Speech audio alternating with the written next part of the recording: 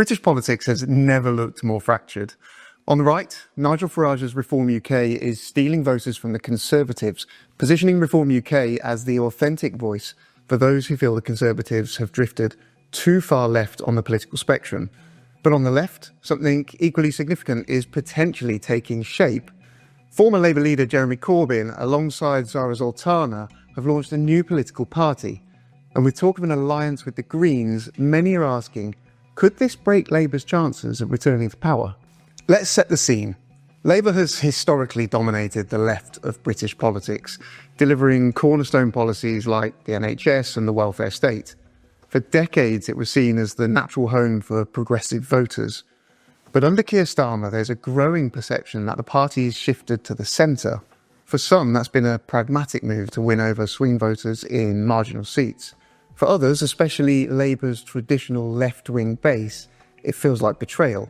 Cuts to welfare benefits, a tough stance on migration, and a muted response to the crisis in Gaza have left many activists disillusioned. Starmer's Island of Strangers speech on immigration captured this tension well. On the surface, it projected toughness, particularly on asylum and irregular arrivals, which remain among the most contentious areas of debate. Yet the policy itself appears softer than the rhetoric. Despite the strong language, asylum applications and irregular arrivals have risen significantly, highlighting a gap between message and results. At the same time, critics on the right argue that Labour's government is anything but centrist, instead describing it as hard left. They point to its policies to illustrate just how left-leaning Starmer's Labour government is. Take, for instance, the recent budget. More than £40 billion in tax rises, over £100 billion in additional public spending, including £9 billion allocated to higher public sector pay, and a suite of wealth-focused measures.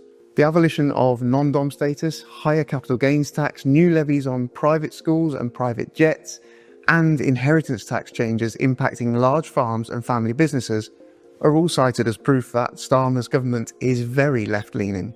According to YouGov data, 22% of Labour defectors say they left because the party's become too right-wing, compared to just 2% who believe it has shifted too far left, a statistic that underlines just how contested Labour's direction really is.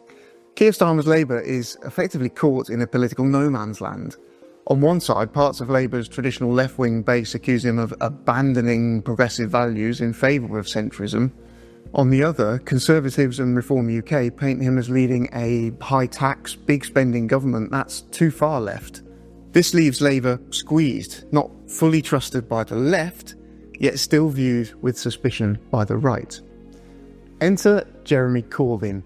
Expelled from Labour, he's now building a new movement that claims to have already signed up hundreds of thousands of supporters online.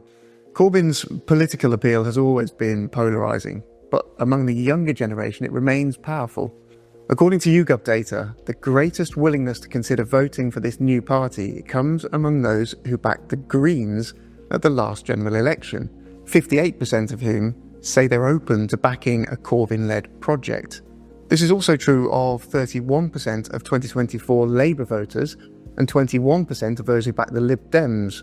Jeremy Corbyn is far more popular among younger voters than Sir Keir Starmer, new polling has indicated, suggesting that Labour's decision to extend the vote to 16 and 17-year-olds could backfire. While both leaders remain deeply unpopular among the public, there is a surge in support for Sir Keir's predecessor among those aged 18 to 24, a new poll has shown.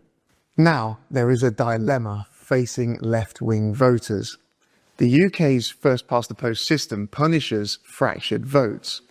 If Corbyn's party and the Greens both compete for the same left-wing electorate, they risk splitting the progressive vote. That could hand marginal seats not just to Labour, but potentially to Reform UK or even the Conservatives. We've seen this before. In France's 2022 elections, the left fractured between several parties, keeping Jean-Luc Mélenchon out of the presidential runoff by just 3.4%. Only when the French left formed a broad alliance in subsequent legislative elections did they regain ground. The lesson's clear. Division on the left can be politically fatal. That's why the talk of a Corbyn-Green pact is gaining traction. Green leadership candidate Zach Polanski has said he's open to working with Corbyn, pointing out that their policies on wealth redistribution, Palestine and NATO scepticism are remarkably aligned. According to YouGov data, combined support for the Greens and Corbyn's party is already polling around 15%. That's enough to beat Labour in several key constituencies, especially in urban centres where young progressive voters dominate. And remember, nearly half of Labour's current supporters admit they're mainly sticking with the party to block a right-wing government, not out of genuine enthusiasm for Starmer's vision. If successful, this could deny Labour the chance to secure a majority.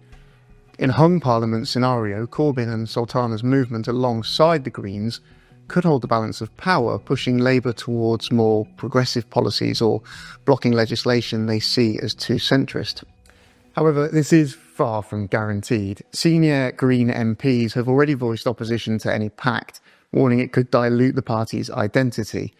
Meanwhile, Labour strategists argue that the party's already enacted centre-left policies, abolishing non-dom tax status, raising capital gains, taxing private schools and boosting public sector pay. According to YouGov data, much of the electorate sees Labour not as right-wing but as progressive. The challenge, critics say, is not that Labour lacks progressive policies, but that it's failed to present them compellingly. Instead of selling themselves as a bold centre-left government, Starmer's team often frames policies as reluctant compromisers, leaving progressives uninspired. This communication problem should not be underestimated. In politics, perception often matters as much as reality. Labour may have introduced significant redistributive measures, but if voters don't perceive them as bold or progressive, the party risks losing ground to those who communicate their values more clearly.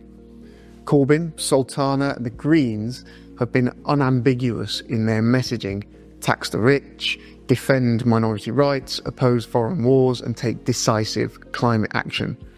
Whether you agree with them or not, their clarity contrasts with Starmer's cautious rhetoric. The broader context only makes things more precarious. According to recent polling, Labour's not only losing voters to its left, but also to Reform UK on its right. Reform was successfully tapped into frustration over immigration and economic stagnation, consolidating disillusioned Conservative and working class voters. That means Labour's squeezed on both sides. It's not just a matter of ideological positioning, but of electoral arithmetic. If both Reform and a Corbyn-Green alliance continue to rise, Labour's chance of securing a majority diminishes rapidly. So, could a Corbyn-Green alliance really break Labour's chances of returning to power? Potentially, yes, the threat is real, even if it's in its early stages.